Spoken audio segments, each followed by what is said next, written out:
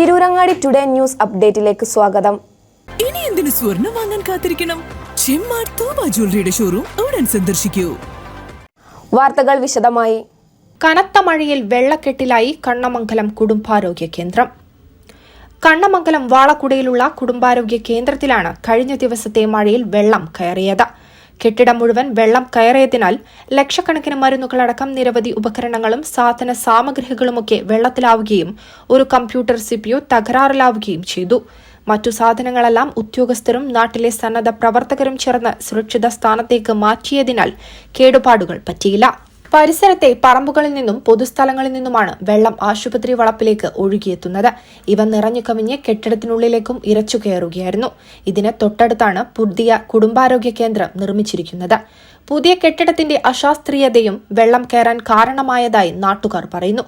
മഴ പെയ്യുമ്പോൾ കെട്ടിടത്തിലേക്ക് വെള്ളം കയറുന്നത് തടയാൻ തക്കതായ പരിഹാരം കാണണമെന്ന് നാട്ടുകാർ ആവശ്യപ്പെട്ടു. ഈ മാസം 19-നാണ് പുതിയ കുടുംബാരോഗ്യ കേന്ദ്രത്തിന്റെ ഉദ്ഘാടനം നിശ്ചയിച്ചിരുന്നത്.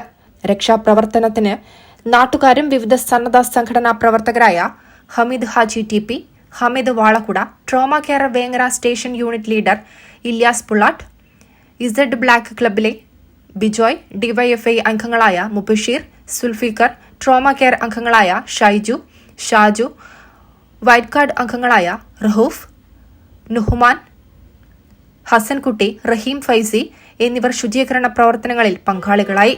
Health inspector MN Rajith Kumar, public health nurse Mini P, junior health inspector Athul Dev SI, attender Madhusoodanan CR എന്നിവർ പ്രവർത്തനങ്ങൾക്ക് നേതൃത്വം നൽകി. News desk, Tirurangadi today. അങ്ങ് ദൂരെ മലേഷ്യയിൽ പോയി കുറച്ച് കാഴ്ചകളൊക്കെ കണ്ടുവന്നാലോ?